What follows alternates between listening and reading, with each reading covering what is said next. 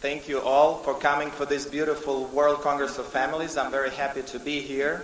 And now I will share some of ideas and facts that happened in the history that will hopefully help us better understand what are the deeper ideological roots of those things that happen in the modern world. So can you move to the next slide? Or give me the clicker better.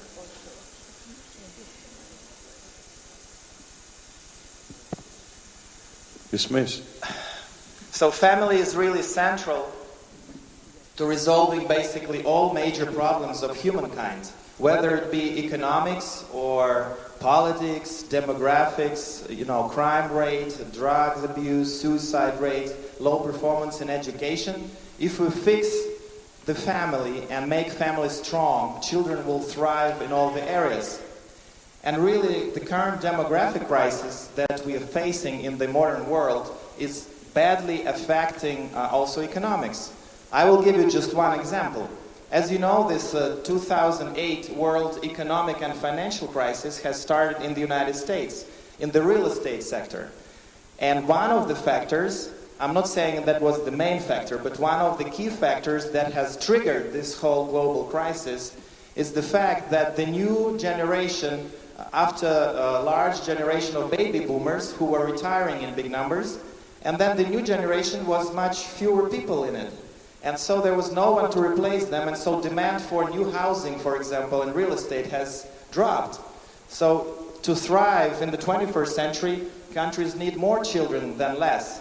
And just to maintain the current level of population, each woman statistically needs to have 2.1 children over her lifetime. And in many Western countries, and in Russia in this case, it's almost twice less. So, can you move? And now I will share with you some of the historical facts that has happened and try to explain how we came to this current crisis in terms of family values and what are the ways to restore it. So very quickly, let's move. I can move, okay? Okay, I'm going too fast. So as you know, next year in 2017, there will be 100 years anniversary of Bolshevik Revolution in Russia.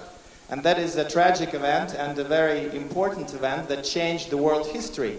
And I think we all should, take a moment to reflect a little bit and to remind ourselves with what happened. So right after the Bolshevik Revolution, all the radical sexual liberation ideas were actually implemented right after the revolution. Sodomy was decriminalized and easy divorce introduced, and Kollontai and other promoters of free love concept were very popular in Russia. And so all the bad things that are happening now at the United Nations level, etc., were tested and implemented in Russia back then. And as you know, Karl Marx and Friedrich Engels, they said that family is a repressive institution that should be abolished in the future socialistic state. And actually, family was under huge attack in Russia. Also, the church was under huge attack because communists who wanted really to dramatically change the whole world, and they were dreaming about the world revolution, they figured that unless they destroy the family and the church, the world revolution can never be successful. So from this comes the terrible attack on the churches. And here is just one example. This is the Christ the Savior Cathedral that was demolished by communists in 1930s. And they wanted to construct this huge palace of congresses with Lenin statue, but fortunately the ground will disappear for some mysterious reason. And they ended up making an open-air swimming pool. And I remember in the 70s when I was small, it was a weird thing to see. In the place of the temple, there was this swimming pool. But in the recent years, we managed to restore it, and now it's even more beautiful than before. And thousands and thousands of other churches were destroyed. This neo-pagan ziggurat, which was copied from Aztecas, Mayas, or Babylon, or Egypt, was constructed in the Red Square. And it's obviously non-Christian, and it has a deep occult meaning for those people who were constructing it.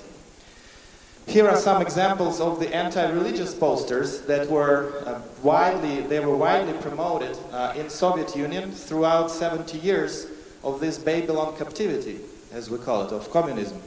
And here are more examples, and here is the Yuri Gagarin, the first man in space, who says there is no God.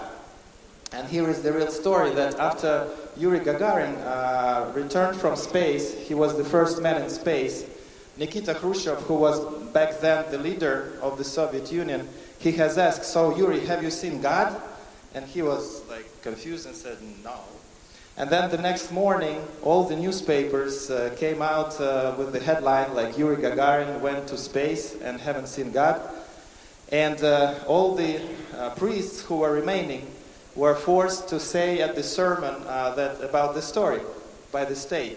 And here is the real story, that one old Russian priest after the sermon says, dear brothers and sisters, as you all know, Yuri Gagarin went to space and he didn't see God there, but God saw him and blessed him. So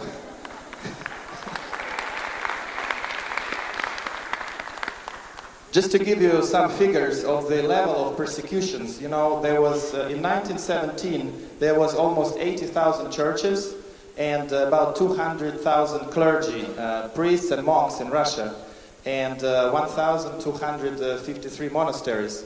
And after 20 years of very severe persecutions, there was only 100 churches left open.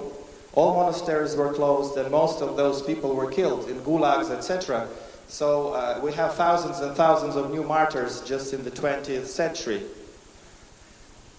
And what happened next is that in the 30s, after the first 20 years of those radical experiments in Russia, the situation normalized a little bit because Trotskyites and those radical revolutionaries, including radical sexually revolutionaries, were pushed out of Russia by Stalin, and many of them ended up in the West and formed so-called Frankfurt School of Thought.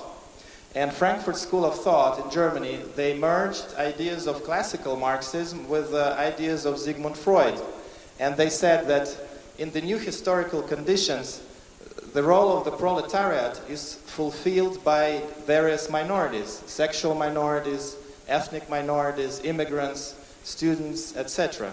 And so we see that in the current environment, LGBT activists, they actually are being used by the powerful elites to really advance a radical social agenda. And very often they fall victims to this, and they're being manipulated and used to advance a radical social agenda.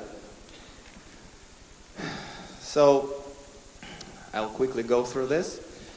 You know, there was this Italian...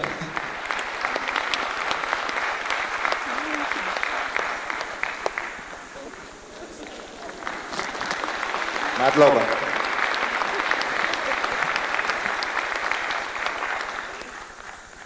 Who was it, Levan? Was your daughter? No? Levan has so many children that you never know, maybe. You're waiting for the 8th, right? Levan is a great hero. He's waiting for the 8th child. So let's give him a big applause.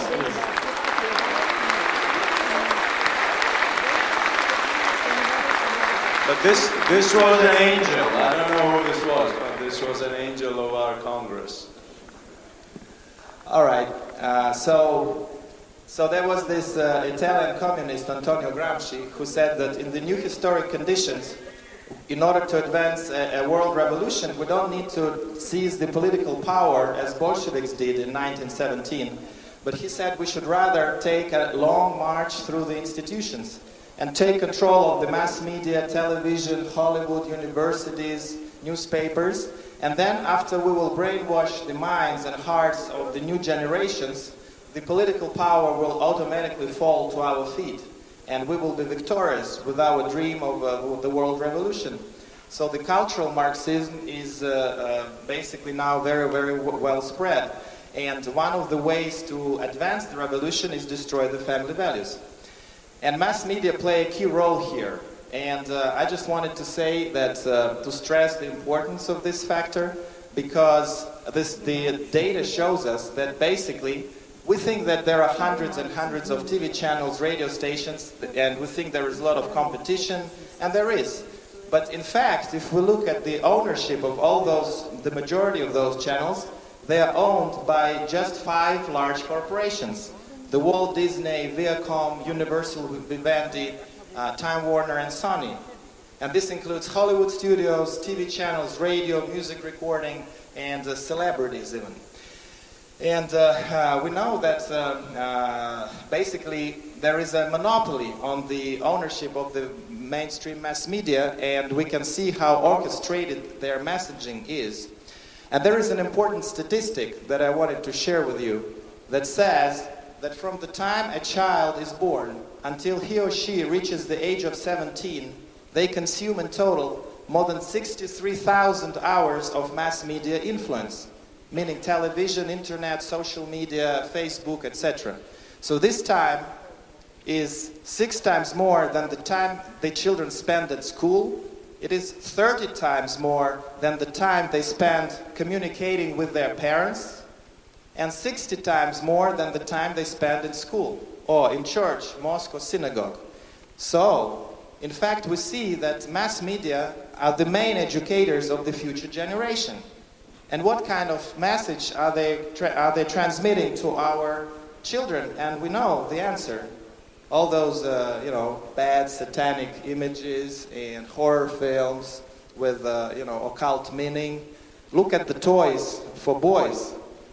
Like almost half or over the toys that are being offered in modern shops for our children are, monsters and vampires, etc. And for girls, you know those brands, Monster High, Bratz. It's there, witches, prostitutes, and really this is pretty amazing because it looks like somebody wants to teach our children. They want to get them acquainted with the inhabitants of hell, so they become their friends. And we know that George Soros, for example, is very actively promoting, to legalize drugs or prostitution, and large foundations are really behind all this. And we know that those factors are really influencing the next generations. So I think that we have hope, despite all those factors and some evil plans that are being imposed on our children. I think there is hope, because look at Russia and all Soviet Union and Georgia. After many, many years of communist persecution against family, against church, against national traditions, there is a magic resurrection. Look at Georgia. Also in Russia, we have restored almost 30,000 new churches in the last 25 years. So the mass media don't tell you this, but this is true. In Georgia, Patriarch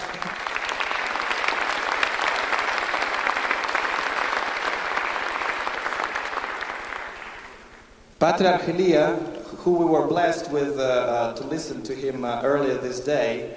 So this holy man also plays a key role in restoring Georgian demographic and family values. So he has declared this day, the day of the, or tomorrow, yes, rather tomorrow, is the day for support of the family values. And he is personally baptizing each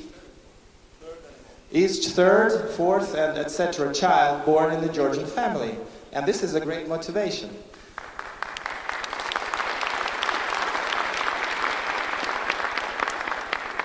In Russia also we have several laws passed recently in favor of the family, like for example the advertising of abortion is banned, or of aggressive homosexual lifestyle to minors, propaganda is banned, and the state passed a law several years ago to give equivalent of $10,000 to each second child born in the family in Russia, and they give a free land plot to the third child born, and several others. So there is hope.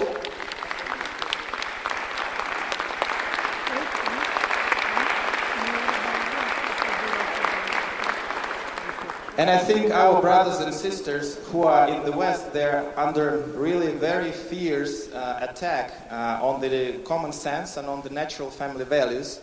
But I think we, having suffered under very severe communist persecution, now need to return the favor to them and help them really to withstand and stand strong against those negative things that are coming, and this new totalitarianism that seems to be coming to the Western countries, because our brothers and sisters in the West, they have played a role in helping us to liberate us from communism back then.